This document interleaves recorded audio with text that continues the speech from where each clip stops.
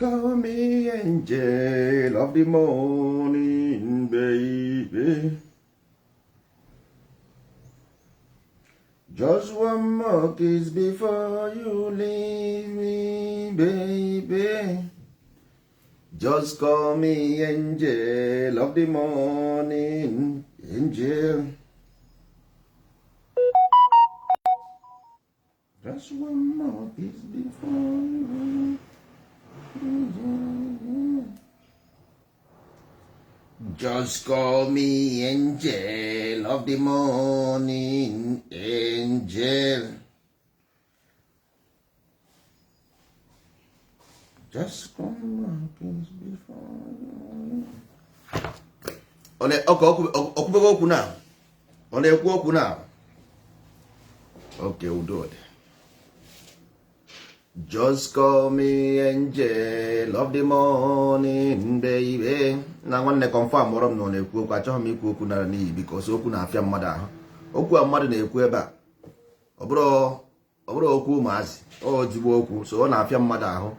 At the end of the day, no time, nothing. But abịazie kwuo ya ọbụla n'ohịa na onwe ha n'isi na waste all your time here. Nwanne ya dịrị gị na mmadachi iwe enyi ọha, iwe enyi ọma bụ enyi ọha.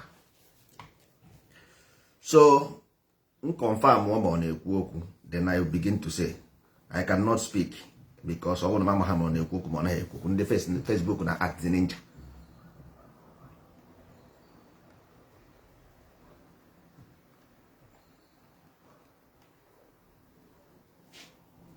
So nwanne ọ na-ekwu okwu sị na ọ na-ekwu okwu. Oke, nsogbu adị. Ụmụ ibe anyị ekene nụ, anyị nwabụ ndị ndozi ọdịnala Igbo, ndị agha na-ekwusi n'eluigwe wee gbadata, ndị agha na-ekwu ga-abịanụ, ndị agha jiri ama nke si n'igwe bịa. Ihe anyị wetara bụ ntọala Igbo, ama nke si n'igwe bịa. Otu a ka esi bunye anyị ya n'onu okwute. Ọ bụrụ na e nwere ndị ọzọ bụ na unu agwa na anyị nwanne because ihe anyị bịara ebe a ọ bụrụ okwu. Ihe anyị bịara bụ iweta ama nke si n'igwe bịa. Anyị abịaghị ebe a to remove anything. Ama nke si n'igwe bịa nke ndị Igbo. Anyị nwawo ndị Igbo, mana before iruo Igbo, nwanne Igbo tekwara aka ọgwụ egosi ya okwu wenye gị certificate wee bụrụ onye Igbo. Ndị mgbada ghọtara ihe na-akọ. Ọ na-eme ịgasịa university gosi ya akwụkwọ enye gị diploma, Igbo wee diploma, ịghọtago. That is why millions of people cannot understand and explain anything about Igbo. They can't because Igbo were graduate, ịghọtago. A graduate, so he cannot nwanne onye na primary school enweghị ike ịghọta ihe a na-eme na university. O megodi bribe to enter university ebe ahụ, nwanne o ruo that place ụbụrụ ya kpọchie, ịghọtago. So Igbo bụ something you need to study, igosi akwụkwọ onye gị diploma, then you talk, because if not nwanne ị ga na-ekwu Igbo iberibe, ịghọta. Ị ga na-achị. That's why you see what is happening today. Ndị mba mmiri si ha ahụ ndị Igbo, ndị nke asị ha ahụ ndị Igbo, ndị nke asị ha ahụ, ọ dịka gasị na war, ọ dịka gasị na fight. Some people even denying their own Igbo identity. Ọ bụrụ their fault. Ọ ihe anyị bịara ka anyị dozie. Anyị nwawo ndị ndozi ọdịnala because thy will be done on earth. So anyị bịara idozie. Nna anyị ha nyere anyị will, his will bụkwa his position. This position a na-ekwu okwu ewu precious gold he left on our hand. Nwanne ọkụ amụnyere nwata n'aka ọ na-anyụnarịzi ya. Mbanụ, tupu anyị a na-ejegodi n'iru, anyị ga-ebugodi ụzọ kwegodi our national anthem. This national anthem ọnya bụ ihe jikọrọ mụ na gị ọnụ asị ndị Igbo, pọta ịmagonu brain unu anaghị arụ ọrụ.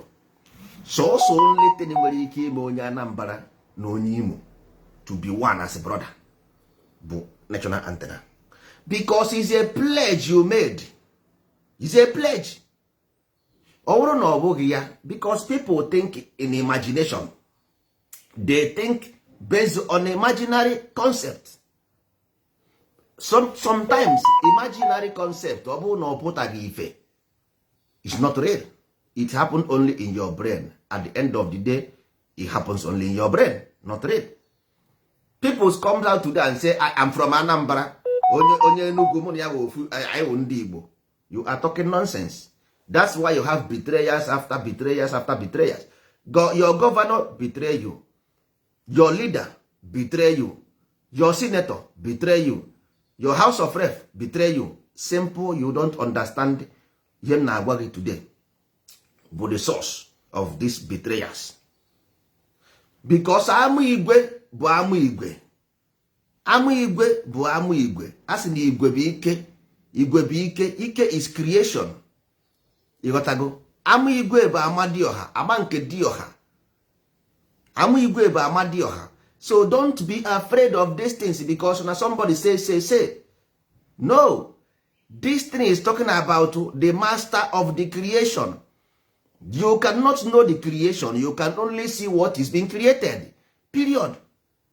Onweghị onye nọ n'ụwa nwere ike ịmanwu how these things begin unless what you see. Anything you have never seen before, don't believe it. Life does not hide anything. Only thing is that life take away reasoning from those who use the reason to do evil. Then life take away from them. Simple. Everything is here. I will give you the example.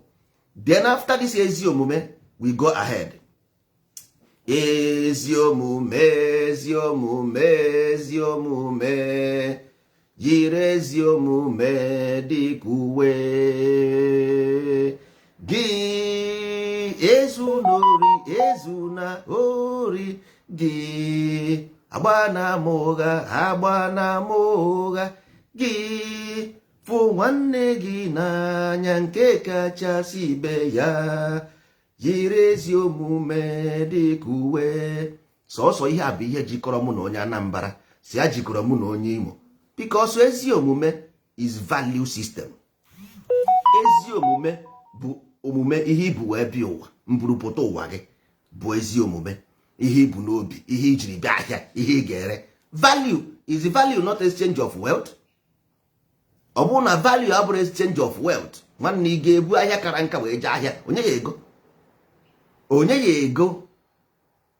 Ịghọtago? Ịpụrụ nonsense bịa ahịa, nwanne enwere onye na-ego ga-enetere.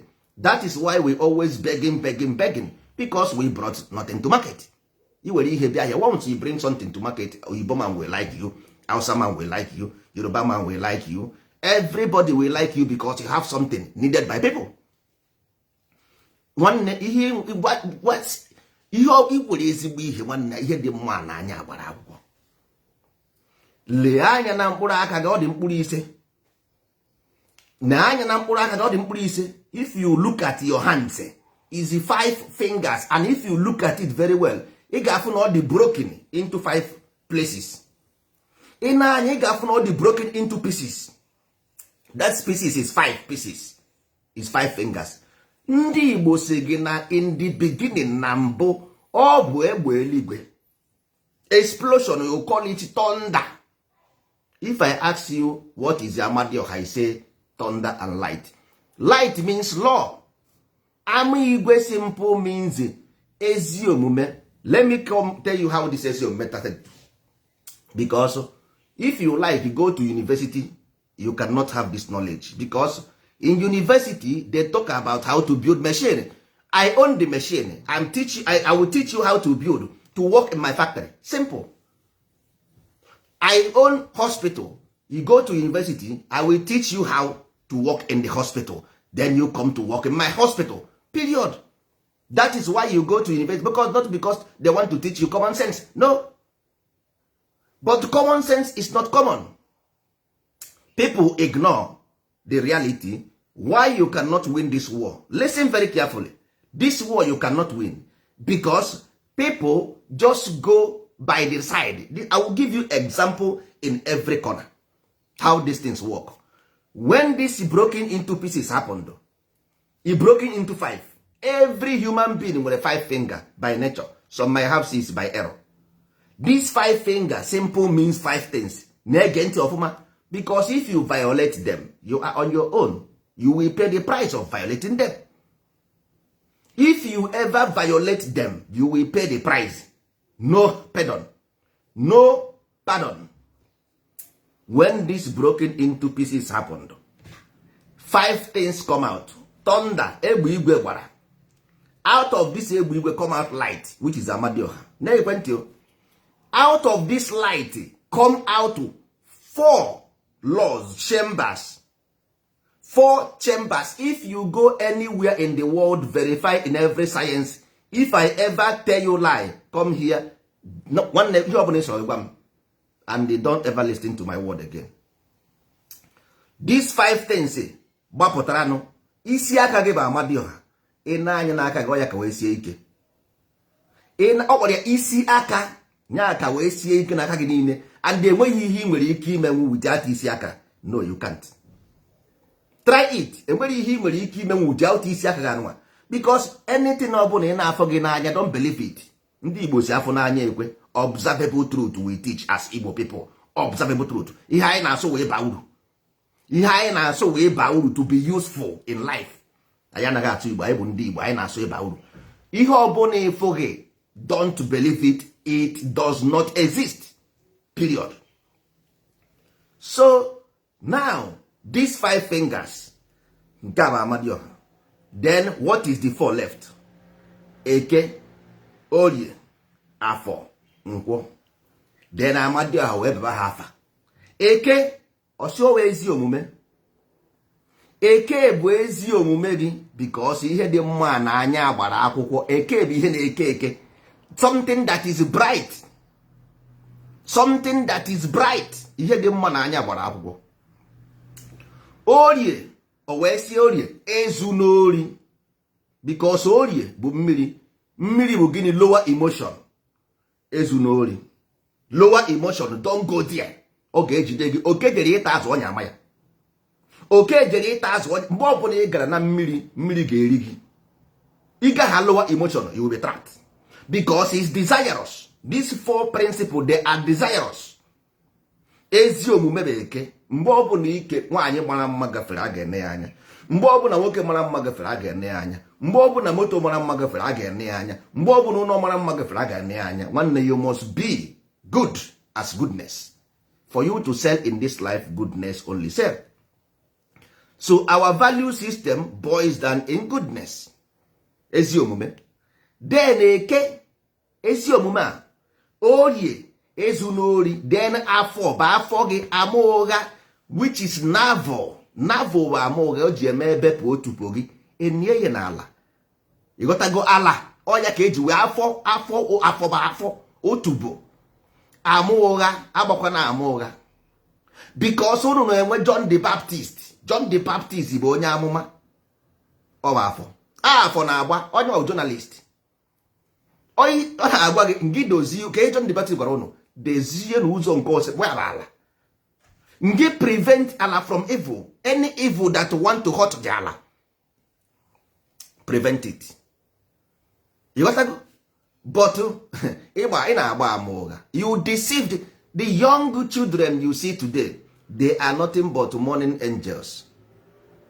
They are nothing but morning angels, because once the sun come out in the morning, ike onye amụma ụgha, which is the snake in the garden, deceived the children. If you sin against the Holy Spirit, one day you shall not be forgiven, because you don't understand the law of life. That's why you are suffering and perishing. You don't deceive an innocent children. No. Our children today are dying in cold blood, simple because they have desire, because they are children, because they are morning angels. They are dying in pains, in cold blood, and nobody cares anything. Nobody wants to say anything. Your own children is dying in the cold blood, simple because they have innocent heart. They are ignorance. Yes, because they are kids. That's why they told Adam in the Garden of Eden, don't eat the fruit, not because of the fruit is not good or bad. The fruit is older than Adam.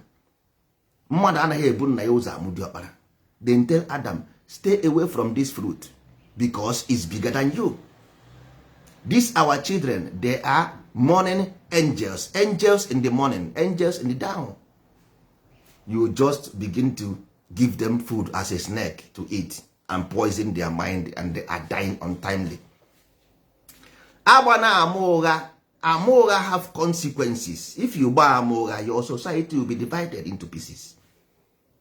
Igbo si ga agbana, if you gba ama ụgha, your society, you will be the victim because your father, your mother, your brothers, your sisters divided.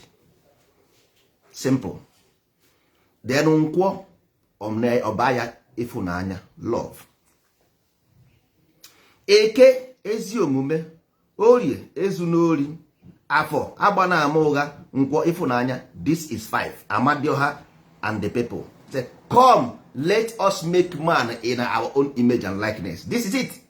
This eke na orie na afọ na nkwọ, every life is harbored in these 4 things. Every plus Amadioha himself. Enweghịzi ihe ọzọ, ihe ọ sọrọ gị kọọ, you cannot prove it. Scientifically you can't.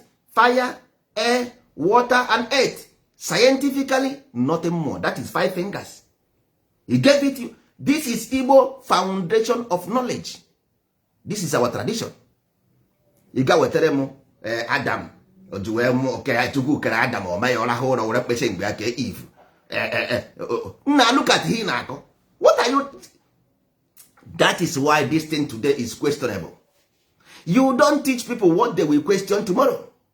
You will tell them, Igbo people observe and talk. 100 million years time, that the same thing remains unchanged, unchallenged. Everything you brought from nonsense where I don't know where, all of them is questionable. All of them. Your education is questionable.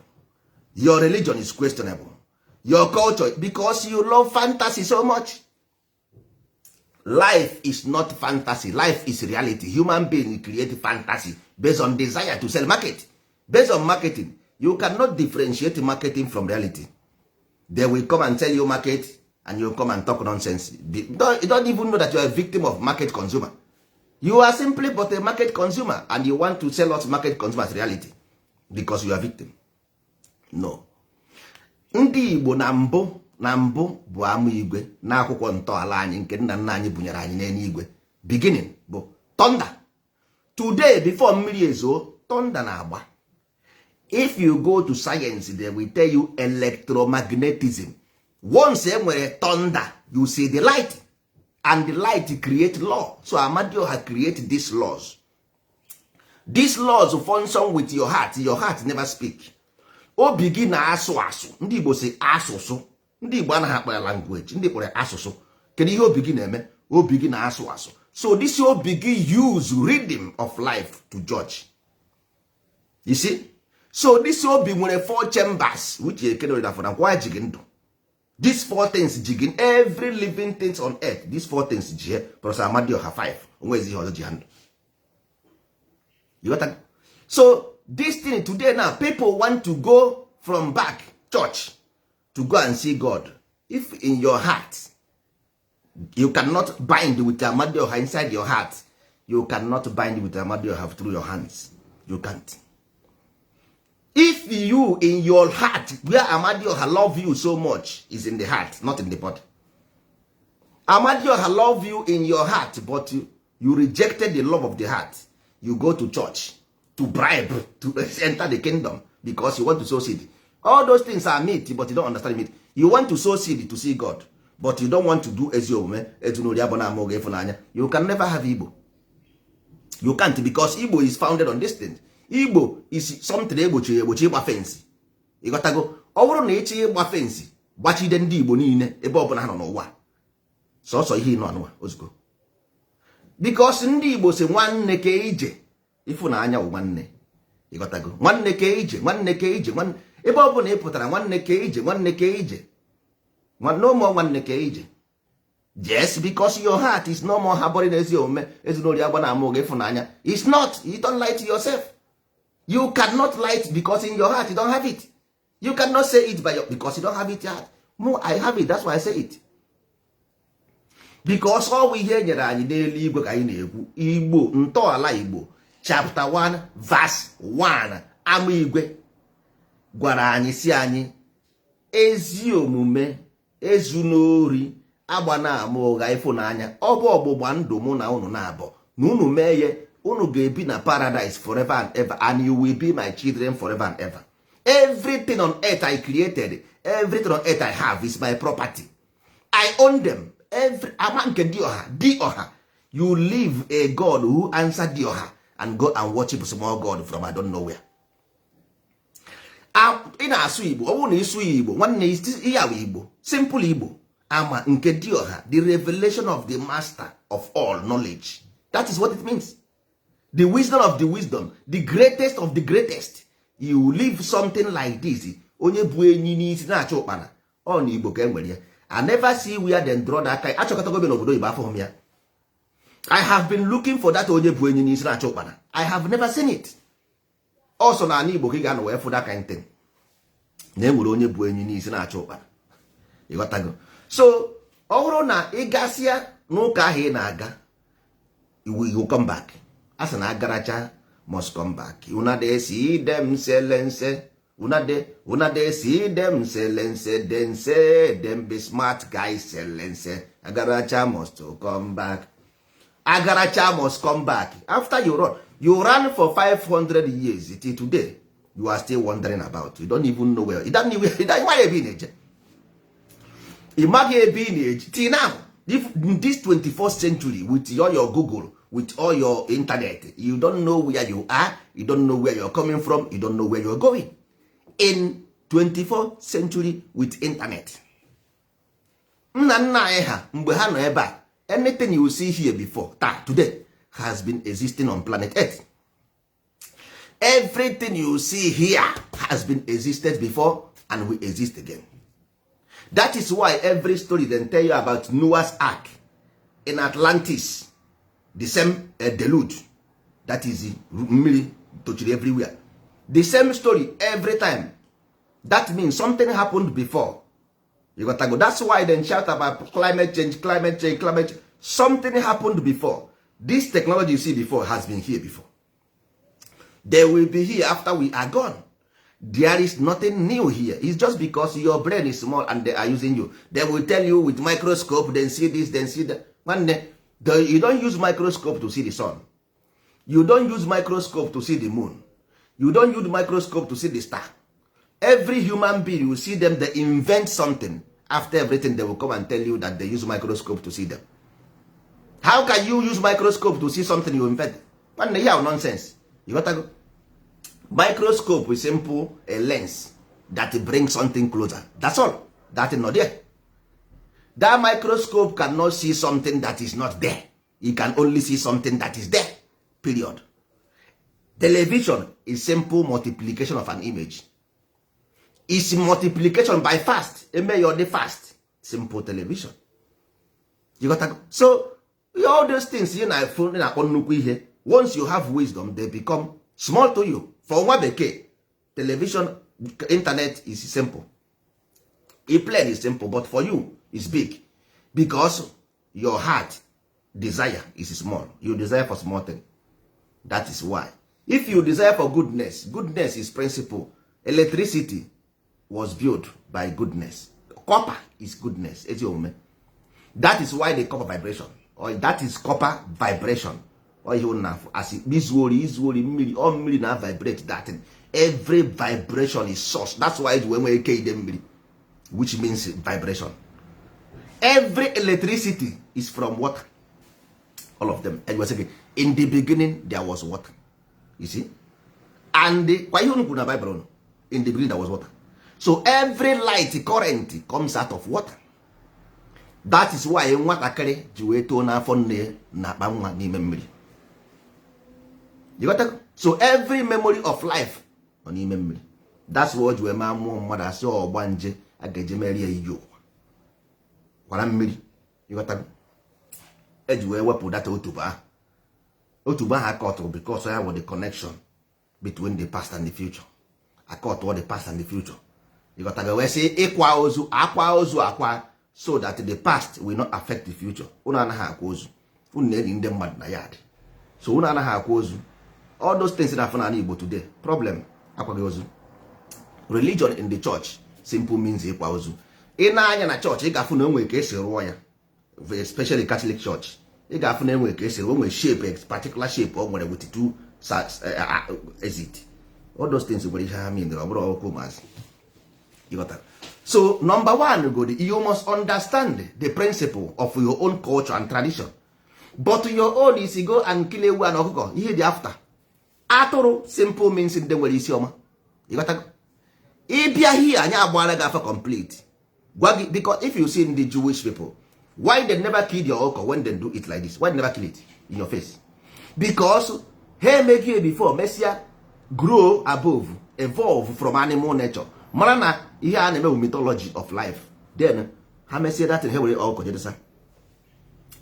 Atụrụ simple means ndị nwere isi ọma, maka atụrụ anaghị enwe mpi.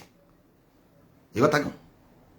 Ndị Igbo nwere akpọ ebinakọ nwa ebinakọ.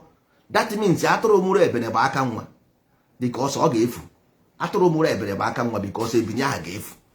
So ebini niile onye furu efu. Ịghọtago? Ewu, ọkụkọ, ọwụ mbe means logical mind. Ngwere means intuitive mind. All those things will just mythology, but you don't understand them. When you say kwụsị ime ya, you will do it because it's part of our culture. Yes, but the meaning is more relevant than the practicing these things. Because if you don't do them, life become boring. So celebration is part of life. Celebration is part of life. But that's why if you carry ezi omume here, enwere ihe ọ bụla ime, people will be scared. People are scared because you don't have ezi omume. Knowledge is knowledge. Enwere ihe ọma, nwee ihe ọjọọ. And ihe ọjọọ, the consequence of ihe ọjọọ bụ afụfụ. Ụgwọ ọrụ mmehie bụ ọnwụ. Ụgwọ ọrụ mmehie bụ gịnị? Ọnwụ. You got to go. So everybody nọ n'ụwa, everybody, all their right to choose. But the whole creator as well bụkwa their right to demand. Because ọwụ na mmadụ tụọ gị ahịa sị gị jee goterie mmiri, ije goterie star. Iruo na ya arọgasị nwanne asị gotere mmiri ọhụụ star, wechi ya ihe azụ, wetere mmiri. Ọ bụ na ha enweghị mmiri, wetere m ego m. This is what creator will ask you. Creator tụrụ gị ahịa, ọwụ na igote ihe ọsọ igote, nwanne ịda na iwechigharị ego ya azụ. Ịghọtara? Period. Iwechigharị ego ya azụ, ọ iwetere ihe ọsọ igoterie, nothing more, nothing else. Iso ọsọ gị tata jem ụka, even ndị nne na ana Igbo, ndị nne ha etigo ekpere na gị ya si na ha ga-ekpetuzie n'igwe because ihe ọjọọ na-eme na ana Igbo. Ana m achị ha ọchị si lekwe ndị ọkwa ndị ajeje bute ihe apịrị apị from ala bekee na ala ndị na-eti isi ala bute na ala nna ha, reject their own fathers and their mothers simple because they are scared of what they are doing. Mgbe anyị bidoro idozi ọdịnala anyị because ọwụ innovation ka a na-akpọ ya. Ị gaghị na ọwụ na ị gara akwụkwọ ịmaghị innovation. Ọwụ na ị gara akwụkwọ imere marketing na ebe ị na-agụ imere marketing, ichi ime marketing, ị contract ya somebody who is professional in marketing, first thing ọ ga-agwa gị bụ innovation. First thing. So nna gị desara gị something, ihe mere ochie, anya ukwu gị, i were ihe nna gị desara gị, no matter how ugly ọ dị, this is what you understand. Ije bebe ihe na-ama gị simple because na ọ mara mma, you are fake. Mmadụ nke a mmadụ iri onwe white. Ajụọ na m ndebe anyị si ha, ị na akwụkwọ nsọ agwọ na-ekwu okwu? Asagha m ya. Onweghị onye n'ime agwọ na-ekwu okwu ọmaghị, none of them. But all ihe na-eme na this is what you teach your children, and tomorrow they will build plane. How can they build plane? Nwa bekee rụrụ plane based on Bible. Nwa bekee rụrụ plane based on Bible. Nwa bekee rụrụ moto based on Bible. Nwa bekee rụrụ ụgbọ mmiri based on Bible. Because Noah rụrụ ụgbọ. Noah rụrụ ụgbọ mmiri. Gị nwa na onwe gị ma ihe bụ Noah o bụrụzi ụgbọ mmiri. Ị mara ihe bụ Noah o rụzie nke ụgbọ mmiri. You see? Mana na nke anyị ndị Igbo nwere, unu ga-afụ ya ebe m ọ dị na group anyị na WhatsApp ebe edere amaala. Ị ga-afụ ya amaala ahụ ifo na ha bụ ụgbọ, na ha nọ n'ụgbọ mmiri. That means anyị ma ihe ọ bụ. Yes, anyị ma ihe ọ bụ. Anyị nwere ike ịrụ ụgbọ mmiri. Yes, because anyị ma ihe ọ bụ. Ị ga na-eme ihe ị na-amaghị. Mmadụ na-eme ihe ọ na-ama. You know na this life, the only reason why ala Igbo is boiling because you have chosen to be despised by your own creator. Ejere anyị iwu ama igwe niile si anyị nọ ihe a bụ ike gị, na igwe a bụ ike gị, your strength bụ this ama na-enye gị is your strength. No ama na-enye gị your strength, he say no. Whenever you throw it away, how market? After you throw that thing away, our ancestors are evil, that this, that. How market? Because you use somebody who use toy in the village to play. Imagine a meat with toy. Don't you know that meat with toy? Because your child have a toy and you disown her or disown him. Your father created the meat and left for you, so for you to study. So because everybody ga-ama ihe, everybody cannot have sense. Oh, because somebody is in our village doing something, because of that you say our ancestors are evil. Why? Because somebody is doing evil. What does that mean? So if ndị Igbo today are doing evil, anywhere we see an Igbo man is evil, that is how you judge. Today every Yoruba man is evil, every Hausa man is evil. That is why you judge like this, because this is how we judge. Our ancestors hanging out with evil men. That is for you, it's like that. You go to church, you come and castigate your own ancestors. In the land you stand, how you cannot eat from there. This person, you cannot, that land they will not take you. I tell you, the land they will not, it despise you because one ochoporo onwe no boss no ụgbọelu here. Simple in a joke. When Adam disowned God, disobeyed, what happened? Adam was chased out of paradise. The same way Adam have God, the same way you have Amadioha. Amadioha gave you law, eziome, ezunori, abanamo, efonanya. Say this land I gave to you, based on distance, I demand these 4 principles from you and gave you 5 fingers. I am with you 24 hours. I am with you. Onye kpuru mmọnwụ na-afụ onye ọbụla nọ n'iro. Ndị mmadụ anaghị afụ onye kpuru mmọnwụ. Mmadụ bụ mmọnwụ ka ekpuru. Onye kpuru dị mmọnwụ kpụrụ dị mmọnwụ ya nọ n'ime ya. O so ga ebe ọbụla ijere. So mgbe Adam ji ejezo n'okpuru oche, n'okpuru ahịhịa, ajezo n'okpuru ahịhịa. Adam ọsị ka ekisi mara, ọsị onye nwaanyị ka ekisi marazi ebe nọ. Eze onume gaị ka ekisi mara ebe nọ. Na ọ dị ka ebozi gaị o na Chukwu asị ya mba Adam awụrọ m gaị na anọ m n'ime ka ihe na-akọ. Ịma na anọ m ebe ahụ. Ịghọtago. Ọsị onye nwaanyị akpọzi na m na-agba m ọtọ, ọsị ya mba pụtaba ka onye gwa gị na ịgba ọtọ ka ekisi mara. The same thing today. If you like, you go to Judaism, go to Islam, go to native doctor, go to Christianity, whatever you want to call it, there is only one demand from you. Ezi omume, ezunori, abanamuga, ifunanya. That is the 4 chamber, the 5 fingers. Everything is within. Within. So you cannot run away from it. You may run, but you cannot hide. Adam tried to hide. Akụ ebube ji eburu ụtaba nwaanyị mmadụ. Ụtaba bụ ihe ji na-egbu obi. Siga na-egbu obi, ụtaba na-egbu obi. Obi gị bụ ebe obi. Ọ ya bụ ala obi gị. Ala obi gị bụ ala obi gị. For you to have any meaningful thing on earth, this is where you have to build. Ịrụ obi gị. Ndị mmadụ ga-eje na-arụ nonsense na village ebe ha na-aṅụ anwụrụ na nkaịkaị so obi. A sị ha rụọ obi ha rụọ ya ezi omume ezunori agba na ama ụgha ịfụnanya rụọ ya ime ha na ya afụ m gị n'anya ime ha na ezunori agba na ama ụgha afụ m gị n'anya I will love you till thy kingdom come. He said no. Ị ga na-arụrụ m ụlọ ụnụ arụrụ m obi ebe ị na-ata ọjị na ose ọjị na aṅụ mmanya kaikai mmanya ndị ọcha. Ị sịrị ha ebe m ebi Amadioha ga-abịa taa Amadioha ga-ebi n'ime obi na-eje arụrụ m ụlọ mkpa aja tachi ebe a pụọ nwanne ụnụ amara ihe bụ God ụnụ amara ihe bụ creation ya religion abụghị ọ sara gasị because ị na-achọ iwe onye ọkọ ọchịchọ ị na-achọ ihe nke ụwa. You are looking for worldly things, materialistic desires. Man, no, ndị nkịtị materialistic desire cannot live. Since you have been doing it, what have you achieved? Nothing.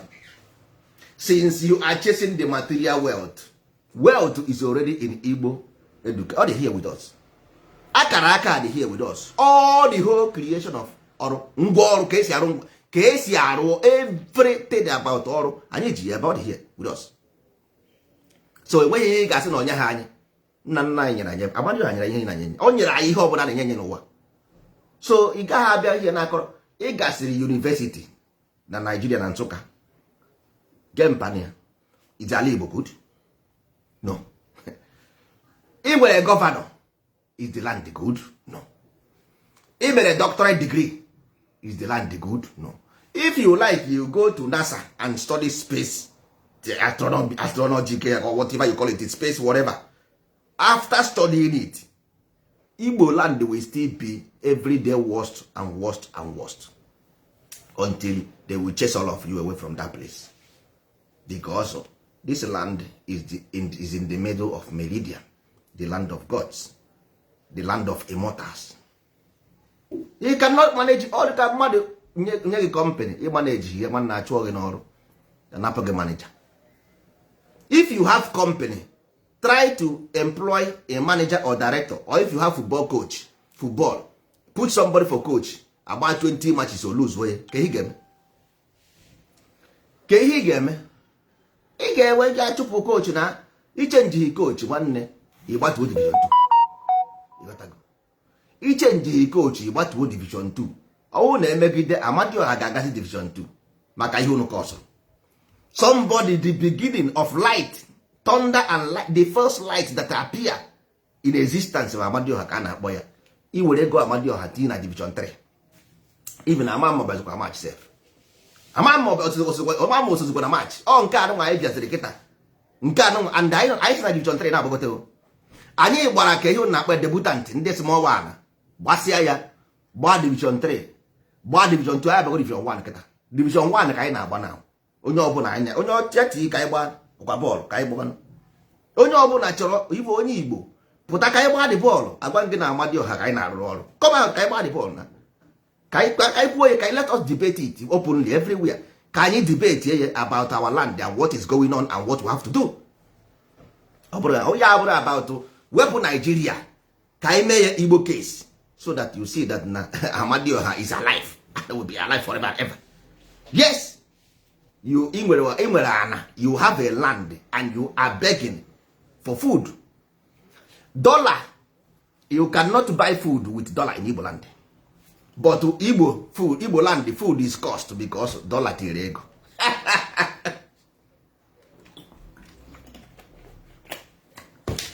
Dollar tinyere ego. Tomato tinyere ego.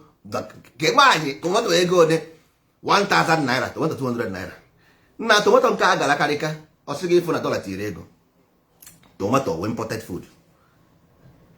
Nwanne onions nke a bụ ego one 2,000. Onions 2,000. Onions 100 naira.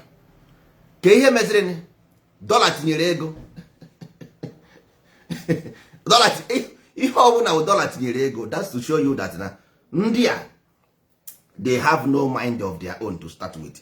It's pathetic. One day they are mourning angels. We are, because the reason why you got to try little kindness, show little kindness, shine the light for everyone to see. We are light. We are shining the light for everyone to see. We are shining the light. We brought the light for people to see. That's all because of kindness. You got to go.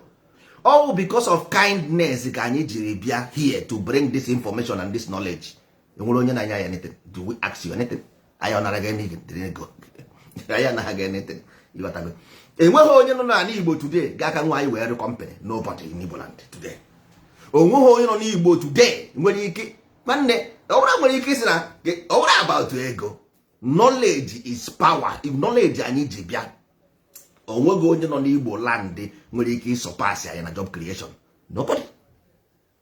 Enweghị onye ihe nwanne easy because o nwere something o nwere ka ị ga-esi wee nọdị ịnọfụma na ala Igbo job creation because the problem in Igbo land is job creation, nothing more. If you like, you brought religion from because number one, for the beginning, God wanted to bind you with his heart and your heart, you refuse.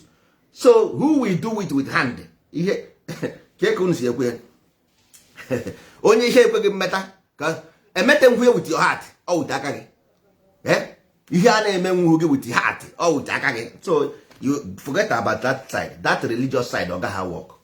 You got ọ gaghị work because anyị na-ekwu maka ọdịnala Igbo. Ndị mmadụ na-eche na-justify Igbo religion as it. No, Igbo religion is mental training. You got to go to rejoin the broken pieces. That broken pieces, that four laws you disowned in the beginning, ezi omume, ezulori, agbana amụgha, ịfụnanya, that is to rejoin them with Amadioha. That's all. That is religion, is mental training. That is what they do in football today. The source of football a na-agba today bụ ọdịnala Igbo. Ịghọtago? So anyị nwere pattern anyị na-agba. O nwere ndị na-agba 4-4-3, nwere ndị na-agba 4-3-2, nwere ndị na-agba 4-3-3. anyị nwa ma nke anyị na-agba mana ya agaghị agwa n'ụlọ. Anyị nwere batara anyị na-agba ọ bọọlụ ka a na-agba ọ football. That's why all goal enwere goal na. So onye ọbụla bụ bọọlụ target ya to score goal, simple. That is why nwa bekee nọ n'Africa ị na-agba kalokalo. All the whole ihe unu na-agba n'Africa unu na-akpọ bet Naija, all of them bụ foreign club football, all of them bụ foreign team, all of them. Why so ị na-agwa m na ị nweghị ike create a football team in Nigeria, then create lottery in Nigeria so that all this money and everything will become yours? You can't, because ị ghọtara ya na-akọ. You see, if you go in iso n'ihe a na-eme, you can't create football team. Ị nwere football team but ejighị agbamachi because you are corrupt. Enwegebeghị any because ọnwụ na ị nwere ezi omume from childhood, nwatakịrị ji wee too. Ndị Igbo enwere ihe a na-akpọ ịgụ arọ. Ịgụ arọ simple means ezi omume, ezu n'ori. Because arọ is law. To count the law, a ga-asị ụnụ ọnwa mbụ, ọnwa abụọ, rubbish. This is how you misdirect your own people. Google masters. Ọnwa mbụ n'olu Igbo isi ezi omume, ọnwa abụọ ezu n'ori, ọnwa atọ agba na ama ụgha, ọnwa anọ ịfụnanya ka ụnụ wụ ịgụ arọ. Ọnwa mbụ, ọnwa abụọ, ọnwa efeke, ọnwa anọ, ọnwa agwụ, rubbish. Enweghị make sense. Something that does not make any sense. You make any sense? Ọnwa mbụ January. Why na ndị bekee ha asịghị ọnwa mbụ? They call it January. If you go, you see the god of two heads from to beginning. You see it there in yourself. No, but your own, everything you do make no sense. Everything you do. If I ask you, tell me one thing you have left for your children that makes sense so that your children will learn from them. Tell me one. Nwa m na-agba bọọlụ. Ndị bekee na-agba bọọlụ. Ọ ha ga ebe ha na-agba bọọlụ, ha mesịa practical, he will do mental training. You got to go.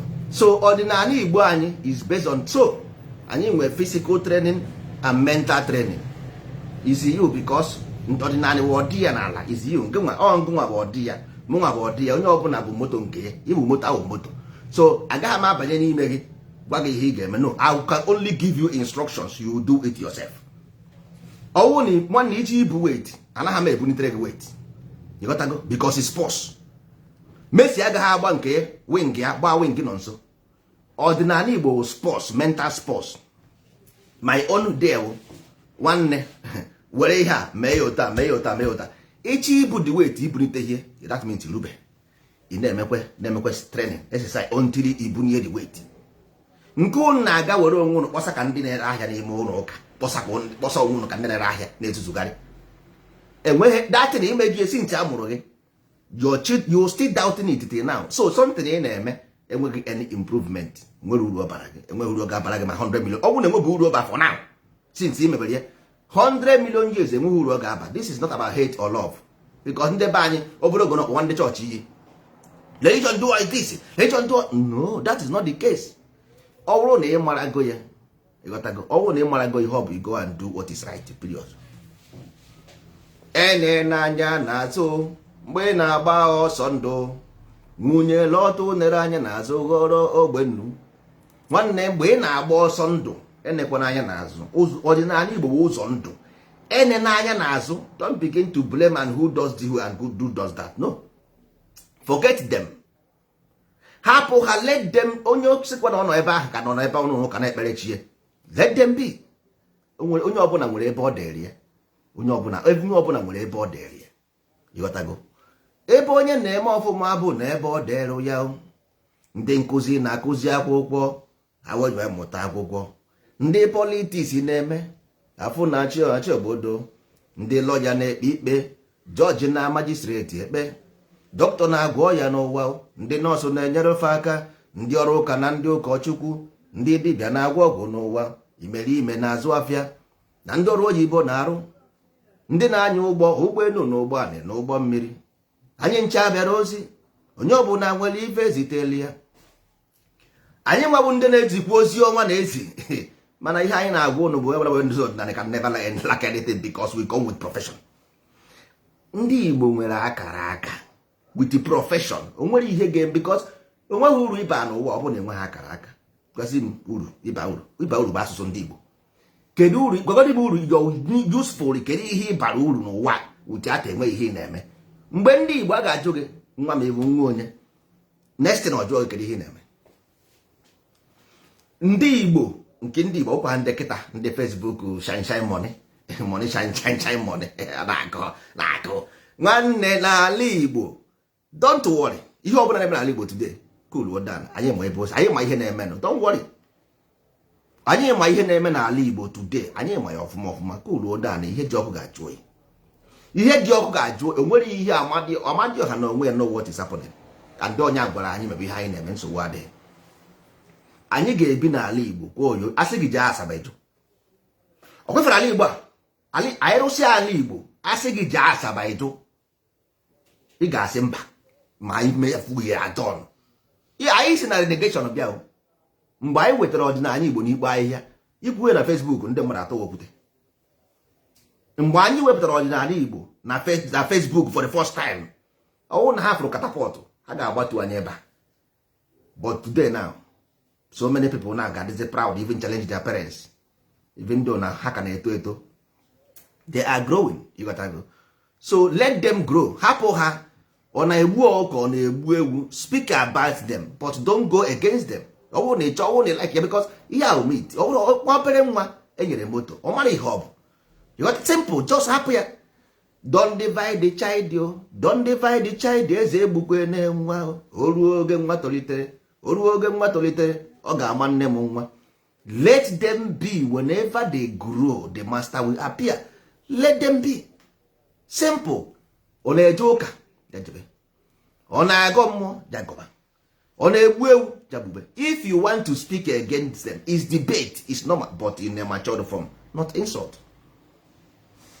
You got to go. Osi ụka karịa mma, let him go.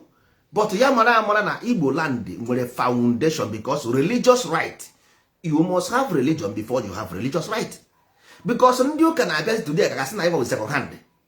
You got to go. That's abịazi na ịma treat anyị simple, because they use a child in embryo like ndị a na-egbu ewu na ọkụ to judge us. Ha bịazi were intimidation so anyị ebe a ka nna dị, because somebody ka mụ na na-ekwu okwu ọ bụkwara kpọm na fonu na-ajụ m ihe gbasara Igbo nkọwasịarịa. The next thing ọ gwara m bụ after ka nkọwasịkwarị ọ sị m, why don't you give your life to Christ? Can you imagine? Somebody, Christ did not tell you this thing you am telling you. No, you come back here and ask me why don't I give my. So if I go, I will go and teach Christ. Okay, ọ chọka m na-eme m ga-akụziri Christ mba na. So Christ will master, so let him continue teaching his people. I will teach my own people. You got to go. So I'm a teacher, I'm a teacher, so I teach my own people. Ọ sị m mba mba soro ha mebi ha na-eme njuzie ihe okwu ka isi wedere anya ukwu. You are a greedy person, because mụnwa na ebe a mụ na gị na-ekwu okwu, onweghị mgbe m sị gị hapụ ihe ị na-eme bịa soro m. Ọwụzie ngị nwa sị m hapụzie ihe m na-eme soro gị, nwanne ifuru ya ọ dịghị na mmanụ. Ọ dịrọ mma like that. So the same condition ka ha tinyere anyị today. They want to suffocate us in our own land. Simple, because amam ihe a na-akụ ị na-afọsụ mmadụ jee eluigwe. If you want to, we came from heaven here. Ị na-asị m nwanne, we came from there. You don't know what is in heaven. You never been there before. Ọwụ na ibi ijego n'eluigwe, you can never carry that in your carrying. Ndị a ọwụ na ha erugo n'igwe ọ gaghị ebu ya, because ụwa bụ nke onye. Everybody on this planet Earth is created individual. Everybody. But if you see the way they preach that thing, come and give your life to Christ, come and give, like as if na nwanne ọ na-eme onye jere ebe ahụ akwụwa dị ụgwọ ọnwa. After everything they will end up on contribution, give tithe, offering tithe. That is the only reason why they tell you give your life to Christ, so that you can give them offering every month. Simple. Heaven and earth, or heaven and hell, is the condition of the mind. Amadio had told you, your heart I love so much, but you betray me.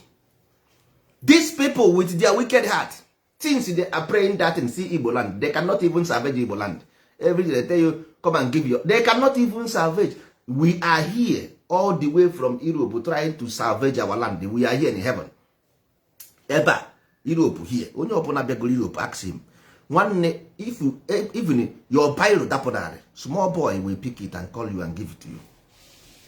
You got that is here, everything just normal. These pastors and priests and whatever they call themselves, n'ala Igbo, they cannot salvage the land under their control. If anybody in Igbo land, any mother, somebody happen to any mother, you go to church and go and report to father, because father or pastor means spiritual guide. These people have guided our own spirit, children, into monsters. If not, how can this? Because you have to be blamed, because you are spiritual fathers, because you claim so. Reverend father means spiritual father. Ndị na-akwa ozu n'ala Igbo, ndị na-akwa ozu when somebody die, who buried them in Igbo land is in the father. Is in the father na-akwa ozu. So this is fact. If this in father in our land, under their shore, our children become criminals and murderers, they are to be blamed. Because ịkwa ozu gịnị ga na-akpa ịkwa ozu? You got to go osi onye na-eme ka ozu a na-akwa ha akwa. All those ozu ha na, that means ha mara na-akwa ozu. Ha kwuo n'eziokwu ihe na-eme ekwensu na. That means ha mara akwa ozu. You got to go ọwụ na-enye gị something, because Agbadioha is dealing with them. Enyere ha something, management of Igbo land for more than 500 years. They have failed Amadioha and failed the old people woefully. The same thing happening with governors. They gave them management of Igbo society for last 500 years. They have betrayed the society, sold it for peanut. Our children have the last blame because they were brought to here, angel of the morning. They were child. They were anyhow.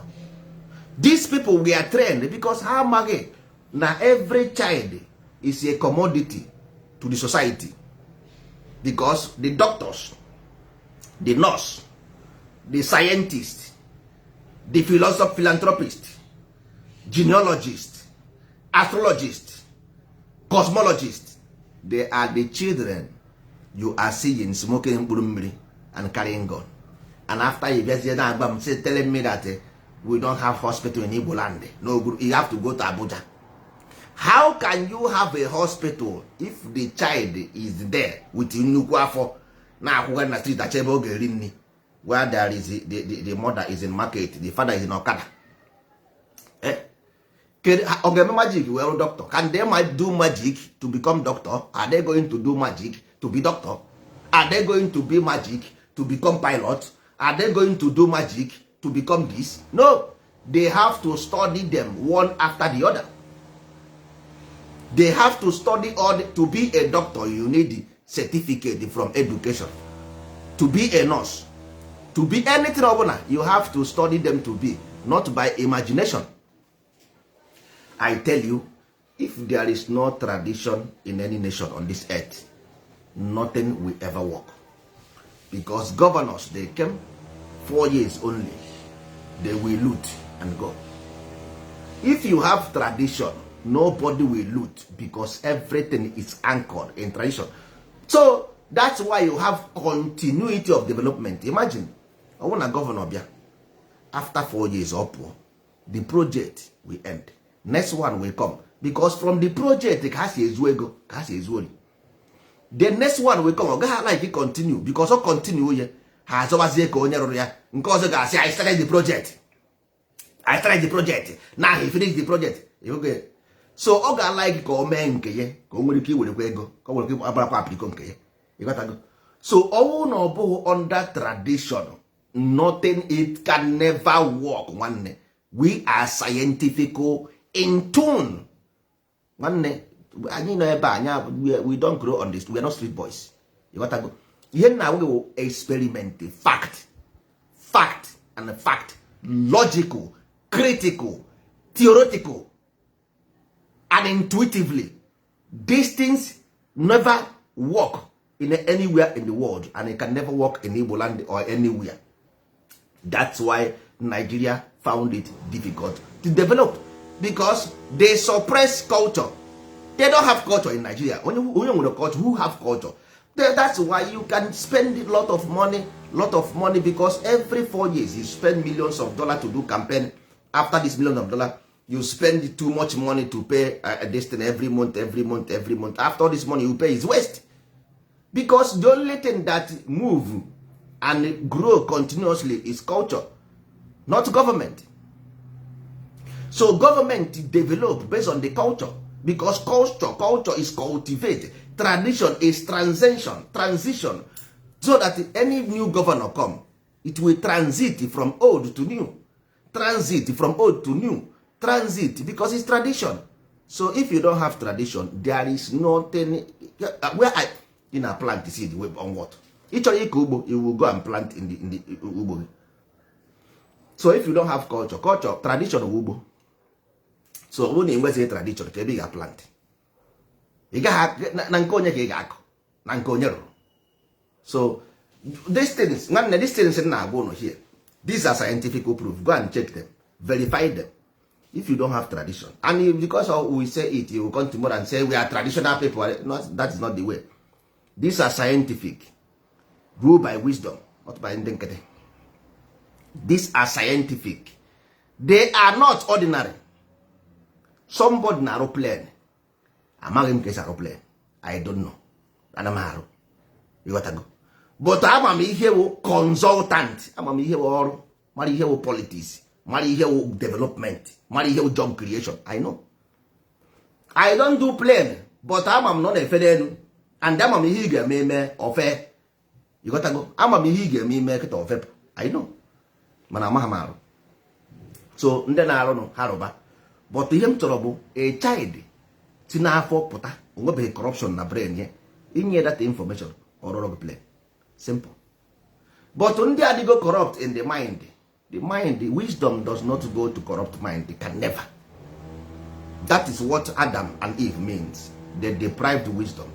That is the paradise they deprived of, is wisdom and knowledge and understanding. That is what is wrong with our people today. If they will ever accept, number one, good, to have one Igbo, you must accept ezi omume ezinụlọ ya bụ na ama oge ịfụnanya. Then mụ na gị awụrụ nwanne, so that we can do anything without fear of betrayal. Ịghọtago?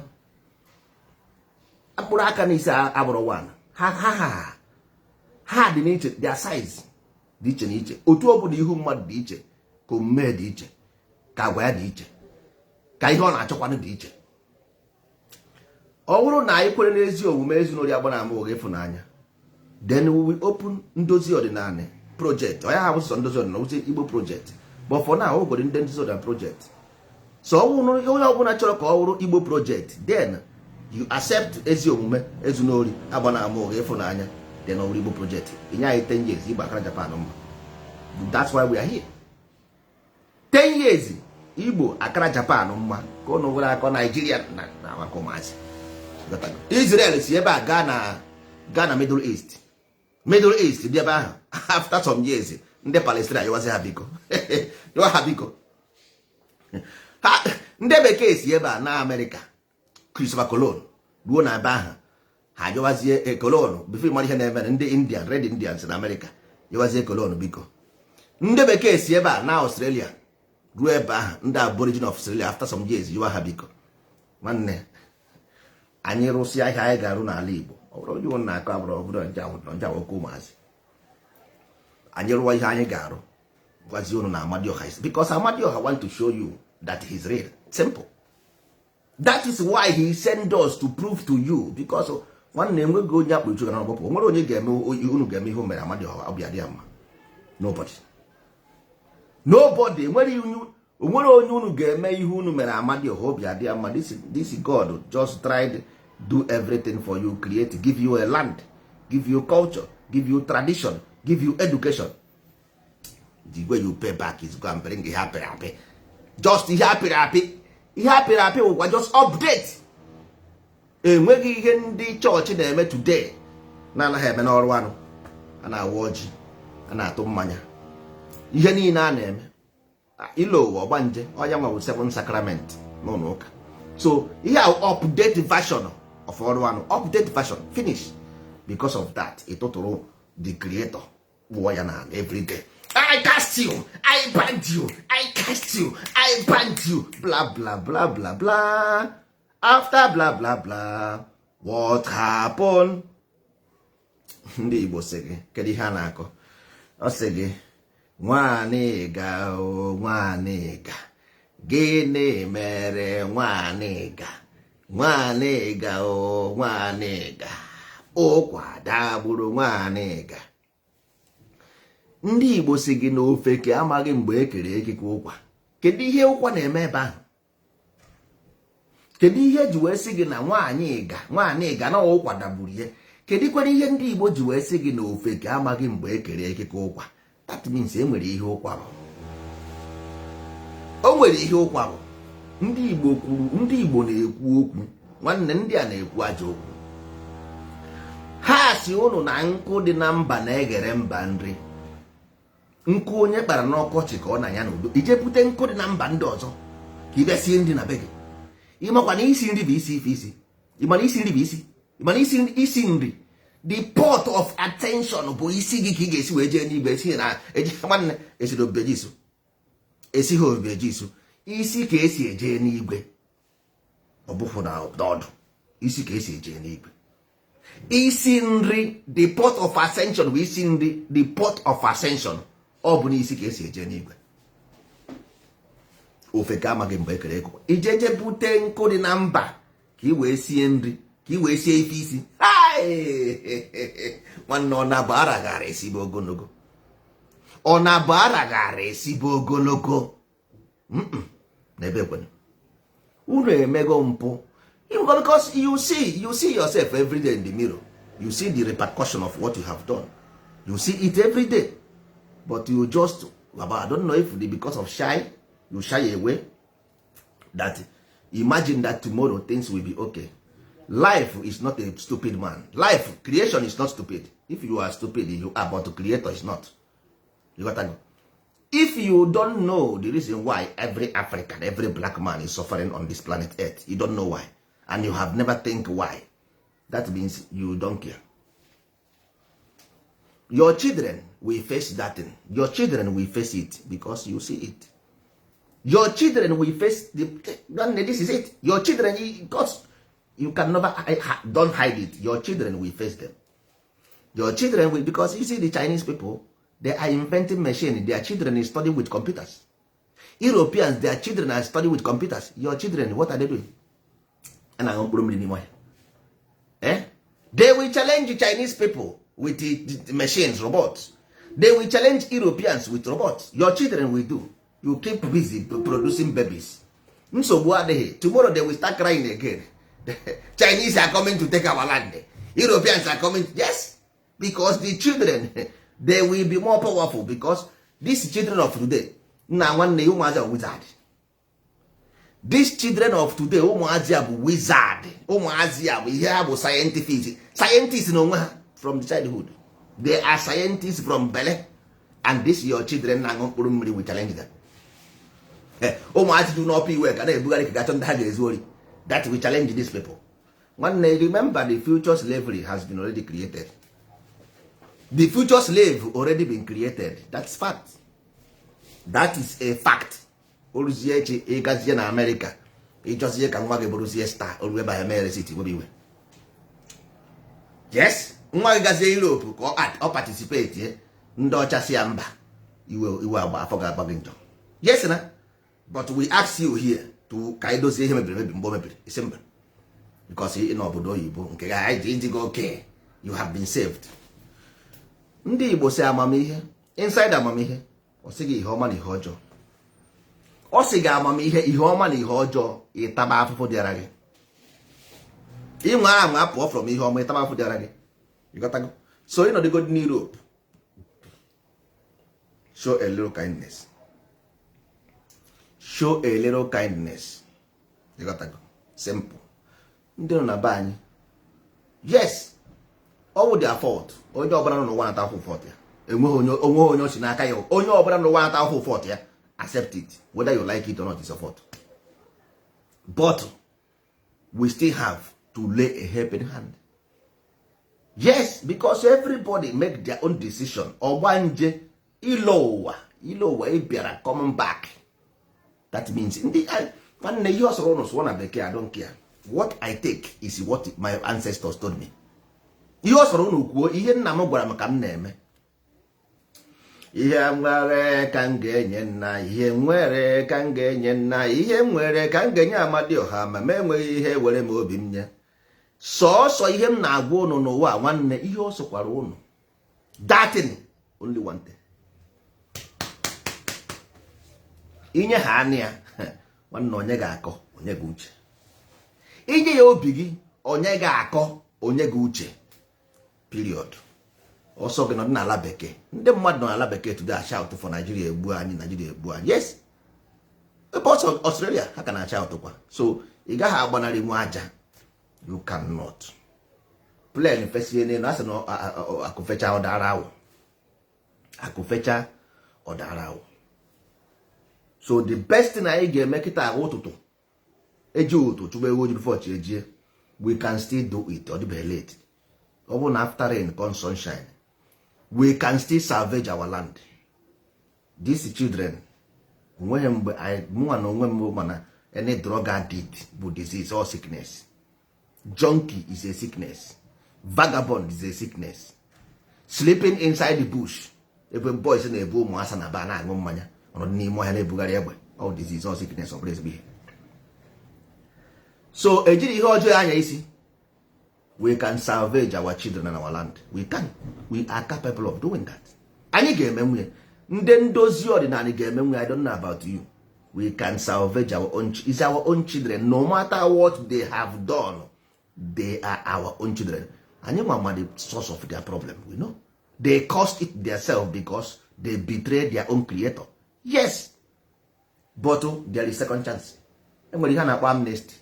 The word amnesty came from this thing I'm telling you. Amnesty. There is amnesty. If our people will have acts in their behalf.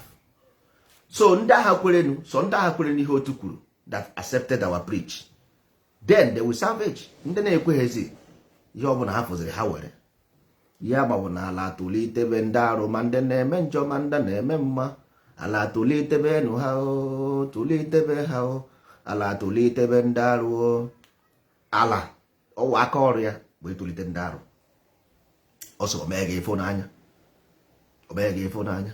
Ụmụntị be anyị ka anyị jenụ ka anyị na ya dacha okwu ka anyị jenụ ka anyị na onye bụ ụzọ chọọ anyị ka anyị jenụ ka anyị na anyị eme ya ọfụnanya. Ịfụnanya simple means na nke emegịgị ịfụnanya. Love, yes, because ndị Igbo si enye ndị ebe a enye ndị ebe a. Ndị mere ọfụma, I will love them. Ndị eme ha ọfụma, I will mee ha afụnanya. Ndị eme ha ọfụma, eme m ha love. Ndị eme ha ọfụma, eme m ha afụnanya. Ịghọtago? Ọ sị gị ọkọnkọ, o nwere egwu a na-akpọ ọkọnkọ, ịhụra na amaghị eri n'ukwu, a na-agba n'ụmụ ụwa. Egwu a na-agba n'ụmụ ụwa ọkọnkọ. Ọ sị ọkọnkọ ọba anyị, anyị ada achọ okwu, mana onye bụ ụzọ ọchọ anyị ka anyị jedo ka anyị na anyị eme ya ọfụnanya. Amadioha ga-eme ya ọfụnanya, maka ala nọ ebe ahụ. Ala na-akpụ arụ. Ala na-akpụ arụ. Ị na-afụ, ọ na-emekwe ihe a na-emekwe. How many years? 67 till now, you never see the light of day. 67, you have never seen the light. You have been fighting from 67 to today and you still fighting. You don't even know when your fight will end. But your fight will end only if you accept these 4 principles and become one Igbo anymore. Nobody will. Jewish people, the 6 billion, nobody will challenge them. Jewish people, the 6 billion, nobody will challenge them. It will only happen with these 4 principles. Eziomume, Ezunori, Abonamo, Efunanya, and become one Igbo, not Anambra, not Enugu, because Imo, the law. Amambala, not Anambra. Amambala, the law of the earth, Maria. It's your Mambara. For you all Mambara. You always teach your children the useless verbs. Words of nonsensical nonsenses. Amambala, not Omambala, Amambala. It's Amambala. People of the earth. What I told you to do on earth and what you should not do on earth. We have it here with us. Amambala. Oh, you are Omambala. Omambala River. Omambala River. ebugad no obuga shoulder and the transition ọwụ ferry ga-ebuga aga ferry ga-ebuga aga ya obuga for you obugad nna nwanne once you are ignorant and you don't accept asị onye ekwughị ka ọha eburu egafe ama nna ya onye ekwughị ka ọha eburu egafe ama nna ya but ihe anyị ji wee dị iche bụ na anyị bịara wetara gị education as well so nsogbu adịghị anyị wetara gị education as well so as we are saying so anyị nwere ọ ga-ebido January ịghọtago by January anyị ga-ebido school ndị mere apply ha gasịa ya pụta you will see them become a new person. You will no one, you don't bind the people by hand, you bind with heart. Bind is heart, mind. Bring the mind and heart together through these 4 principles. You have one Igbo. Obra about Anambra, obra about Enugu, obra about Imo, obra about this. No, it's Igbo. Igbo, period. All this tribal nonsense. How Imolite, Anambrarians, rubbish. Rubbish, Anambrarian. That's your condition, Anambrarian, Imolite. Abians, amam nke ndị abịa amam na Anambrarians or Imolite amam ndị abịa amam ihe ahụ ndị Enugu amakwana m ihe ahụ mam ka ese ndị Ebonyi wee Ebonians ịghọtago nna nwanne look at only 5 states lekwe ha mkpụrụ aka 5 Amadioha ezi omume ezu n'ori agbana m oge that is the only place in Nigeria with 5 states only Igbo land that to show you that ndị a na-eke dat ma ihe ha na-eme they know. Nwanne ọ dịbeghị late. It's not too late. We can still salvage the people and the land. Yes, ndị be anyị nyere guarantee of job. Pro the governor. Ya bụrụ governor na-eme after mba. Tradition anyị will stay forever. Anyị our identity survival kind of fight we have. Ndị Igbo is quarter to go. In your village ya na-asụ oyibo. N'obodo unu a na-asụrụ ụmụ ha oyibo na-eke ọgba eruru na afọ obibi a na-asụ oyibo ebe ahụ. N'ọlụ market njere ịzụ building materials a na-achụ oyibo ebe ahụ n'ọlụ mma nere building materials ụmụ ya bịara village tie ụmụ ya bịara village n'ọlụ ebe nke ha bi ọ na-asụrụ ya oyibo daddy what is this that na nke ọkọ n'isi dị mara amaghị na akọrọ ọkọ n'isi nsị arụ eme na ada izi Hausa abatakwa na ọka biko nna ntị arụ emekwe no a na-asụzikwa ihe nwe ebe a oyibo ka a na-asụkwụzi ebe a Chineke mekwere mmadụ ebere oyibo n'ọrụ nwanne ọnwụ gụba nwa nkịta ọ naghị anụ isi nsị ọnwụ gụba nwa nkịta ịma na a na-agụ na people go extinct. Go and check Congo. Congo was former Luengo. Luengo disappears. Or many countries say disappear go nowhere. Igbo, second generation of people in Lagos, second generation, they will go because in Lagos you don't speak Igbo. My mama say Abi Igbo. In Abuja, you don't speak Igbo. This is a fact. You know it. No nature, they don't speak Igbo. So, this is, I give you only 2 generations, period. The place you close, Igbo anago. But Amadioha nesere anya na-ene igwe na-ada anyị ka anyị na-ene anyị ịghọtago okweghị odidi ụgbọ ndị ndozi ọdịnala si nwa m bịa. I will tell you what happened before and I will tell you what will happen in future. If you follow this way, nothing will happen. If you follow this way, you will go. And if you go, I go. Once you have Igbo disappear, Amadioha disappear. I don't know. Once Igbo disappear, Amadioha disappear. Simple. That's all. So that's why the identity will not die. So that Chukwu agaghị efu, Chineke agaghị efu, ala agaghị efu, agwa agaghị efu, afa m efu na. You got to go. All those things is easy. One Igbo fu, all those things will fu. All of them will go. You know, as I say, nonso ebe nwa. Nonso ebe nwa, ife anyị ebe nwa, okeke ebe nwa. All those foundation, ntọala Igbo no more, ordinary Igbo no more. Ihe mere anyị ndị Igbo, our identity will become wanderers on earth. Ụmụ anyị abụrụzie ndị eji ayọ ụka, ndị eji amụ amụ. No. It will not happen. No, it will never happen. That's why we are here. You got that? So, in Abia with us, Mara na here. You get very akaraka. Most.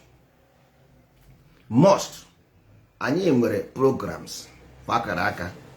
Anyị nwere school of akaraka. Anyị nwere companies. Yes, but you have to go and train yourself somewhere. Anyị ga-enye gị ihe ị ga-eje train. After training, they come, we employ you. we employ you not we train you, because anyị anaghị enweghị school ebe na anyị nwere school of omenala ọdịnala ntọala, mind engineering, inner engineering, yes, mind illumination, yes, but ọ bụrụ maka electrician, no. You go and learn electrician, you come, we employ you. You go and learn plumber, come, we employ you. Nsogbu adịghị.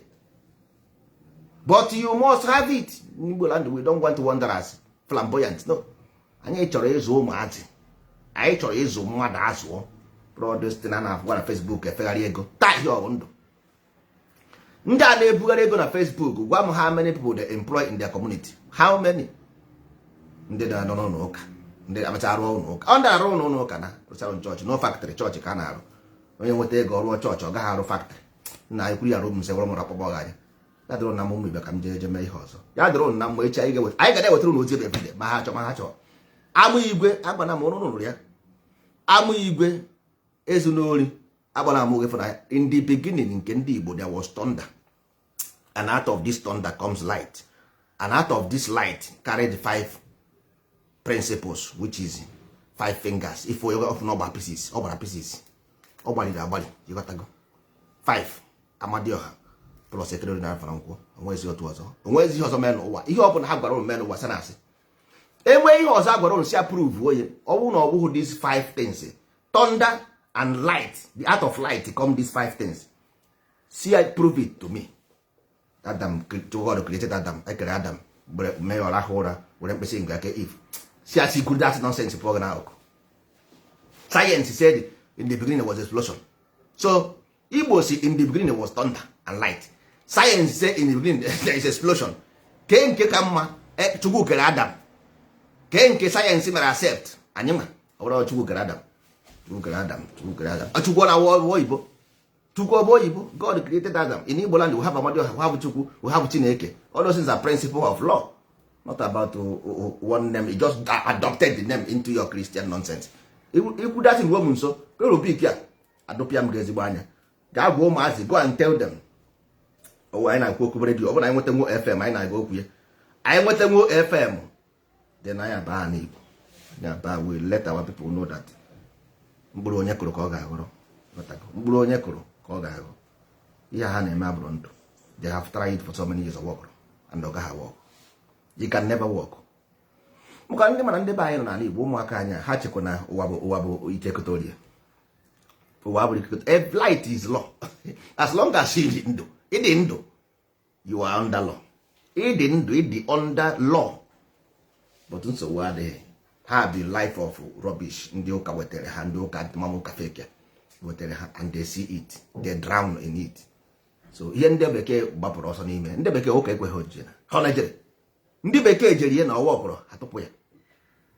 Unu buru ihe etufuru etufu, ihe eji chụọ aja ka unu na-eri. Ihe eji chụọ aja ka unu na-eri. Ndị bekee ejenwu ihe ha na convert to Buddha today. Even ọdịnala ịmakwa ndị convert got ọdịnala Igbo. Ndị convert goro here. I tell them about ọdịnala, they are interested because it's mind development. It's mind illumination. Ịnwe ọkụ nke ime mmụọ. Once anyanwụ bara n'ime a na okpu isi. Ịmaghị. So you must put light. That's why they make Christ. Njọkụ. Wee mụnye ọkụ nke ime mmụọ. Then take it. They come and train them. And now they are happy. Their life is changing. Ka ihe ndị fada were, ndị obodo Igbo were. Ọ na-abara ha uru. Ndị ọcha fụgoro enu ana were ọdịnala Igbo. Go on, who are you? I see that on what is under. I don't know.